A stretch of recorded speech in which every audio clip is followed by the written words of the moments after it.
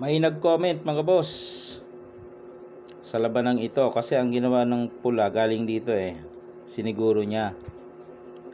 Ang dami ko pa daw ginawa, pinahirapan ko pa ang sarili ko. Pwede naman daw na 13-3. Siyempre kakain dito.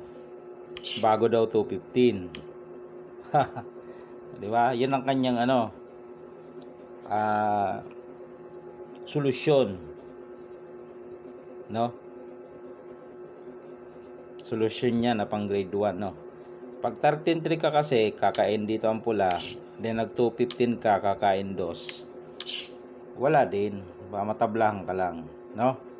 Kung dito ka kakain, captured na yung dama mo. Okay? 2, 4, 6, 7. Lugi ka pa dyan.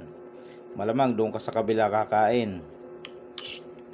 Ang gagawin naman ng pula, padus na para patas na ng pyesa.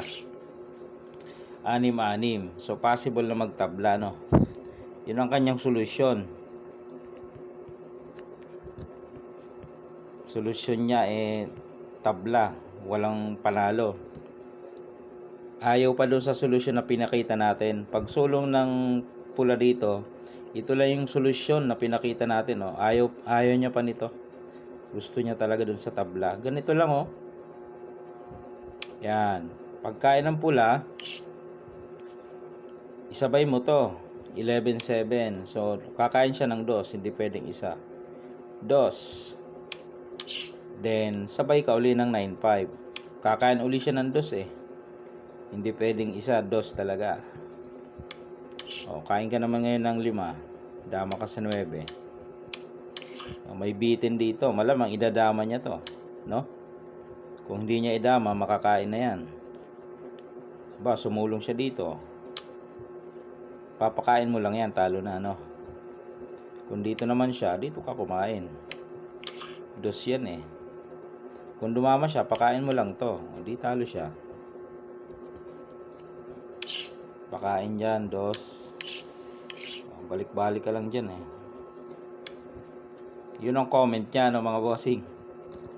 Magko-comment, magsasuggest palpak naman. Kala mong napakagaling mga tao nga naman. Hindi mo na pinag-aralan bago kalain mong 13-3 daw. Hindi tabla pagka 13-3. Saka 215. Dito ka sa 9. Ayan, parehas lang pyesa balanseng. Paano mo pa mananalo yan? Dito kitang-kita ng panalo lansing malupit, malalim. Pados. Sabay. Ayan na. Ano pa ang gusto? Pagdama niya, ipakain mo. Kung dito siya kakain, di kainin mo ng dama. Wala na yan. Control the game. Hindi na makatawid, hirap na, di ba?